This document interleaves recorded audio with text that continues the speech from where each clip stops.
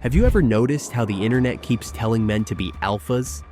The thumbnails shout it, the captions promise it, the comment sections enforce it. Be dominant, be ruthless, be untouchable. If you're not the wolf, you're the sheep.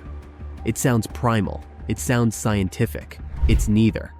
The alpha male isn't biology, it's branding. And in 2025, branding is more powerful than proof. Welcome to Filtered Society, where inequality meets social media. If you believe stories like this deserve to be heard, please subscribe. Let's zoom out first. Platforms profit from friction. They reward content that triggers quick emotion, envy, anger, fear. Alpha rhetoric does all three. It flatters the insecure, blames the powerless, and packages control as a cure. The result is an assembly line of creators selling dominance as a lifestyle. Harder, colder, meaner. Not because it makes life better, but because it makes watch time go up. Now, zoom in. Picture a 19-year-old scrolling late at night. He's tired, lonely, overwhelmed. Every video that goes viral tells him he's failing because he's not alpha enough. He hears that women only respect men who dominate. He hears that empathy is weakness. He hears that friendship is a ladder, not a bond. If he follows this map, he won't become confident. He'll become isolated. But isolation is profitable for someone else. Where did this idea even come from? Not from the wild. Early animal studies in captivity misread stressed behavior as natural hierarchy. When unrelated wolves were forced into cramped spaces, they fought. Humans saw alpha. In the wild, it turns out packs look a lot more like families, cooperative, bonded, and led by a breeding pair that protects and raises young. The myth stuck anyway, because it was catchy, cinematic, and easy to sell. Platforms still run on that exact logic. Whatever gets clicks becomes truth. Culture did the rest. Movies and TV used alpha as a shortcut for conflict. Sitcoms turned it into a punchline. Children's shows slipped it into stories about animals. Crime dramas draped it over villains to make them legible.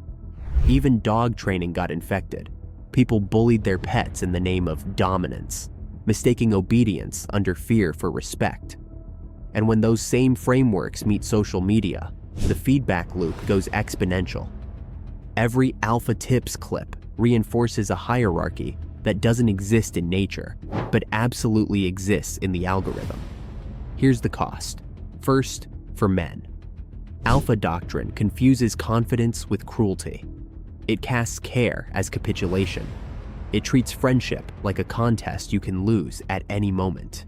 If your self-worth is ranked by domination, you can never relax. You're always scanning the room. You're never safe. That isn't power. That's permanent anxiety with a gym membership. Second, for women and girls. The alpha script narrows relationships into control and submission. Dating becomes a performance where one person must win and the other must comply. That logic doesn't just harm women. It teaches boys to fear intimacy and punish vulnerability. Everyone loses. The algorithm wins. Third, for society. When dominance is presented as natural, inequality looks like destiny. If some people are born to lead and others born to follow, then pay gaps, platform favoritism, and public harassment feel inevitable.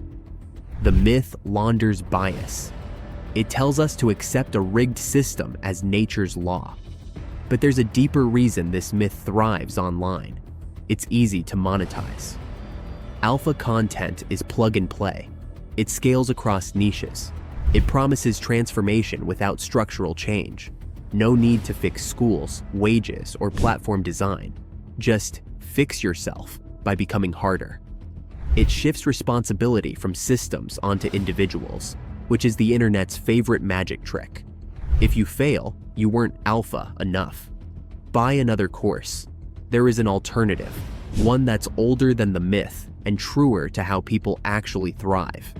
Call it the partnership model. It says strength isn't domination, it's reliability. Status isn't control, it's trust.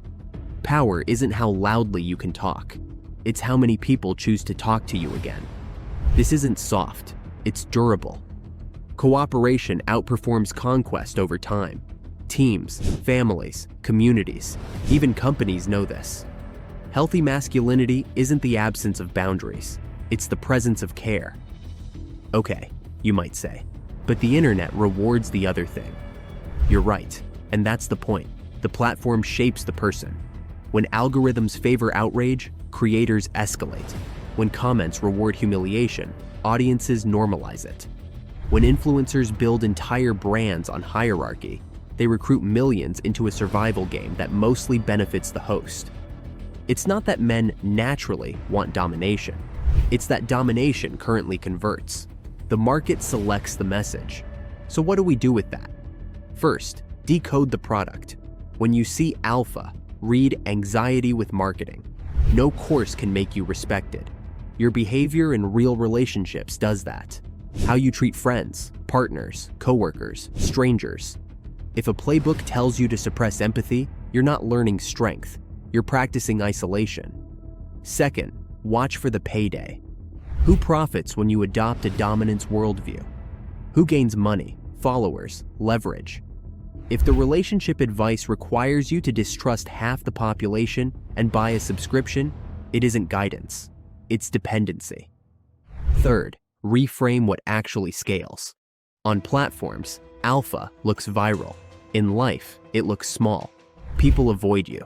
Opportunities get quiet. Doors don't open, they just stop closing loudly. Partnership scales in the opposite way.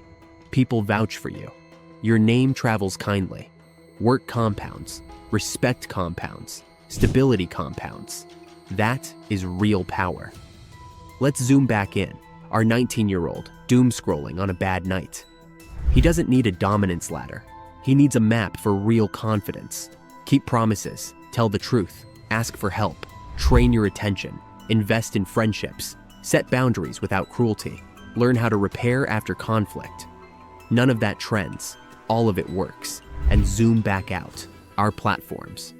If we want healthier models of masculinity to show up in the feed, we have to reward them. That's the unfair part. Better culture needs clicks too. It needs creators who won't farm rage, editors who won't glamorize control, audiences who won't confuse volume with value. It's slower, it's less dramatic. It's how you build something that doesn't collapse. Here's the uncomfortable truth. A lot of alpha culture is just debt for men. Emotional debt, social debt, financial debt. It asks you to pay with your relationships and calls it a flex. It tells you to become a brand before you become a person. And once you're a brand, you can't admit you're scared or sad or wrong because brands can't bleed. Humans can. Humans must. If you've ever felt like you had to harden up to be worthy, you're not broken. You're being targeted. The myth thrives where insecurity lives. It offers a script that feels simple when life feels complicated. But simple isn't the same as true, and hard isn't the same as strong. So here's our reality check, filtered society style. The alpha male is not a law of nature. It's a content strategy. It doesn't make you more respected. It makes you more reactive. It doesn't bring you closer to people. It trains you to stand just far enough away to be applauded, never close enough to be seen. The platforms can't teach you how to be a man. At best, they can teach you how to be watched. Those are not the same thing. Choose something sturdier. Choose the version of strength that holds weight when no one is filming. The version of confidence that doesn't require someone else to shrink. The version of leadership that can apologize and mean it. The version of masculinity that your friends trust, your partner values, and your future self can live with. Because whether we admit it or not, none of us want to be the wolf alone on the hill. We want to be part of a pack that actually cares if we make it home.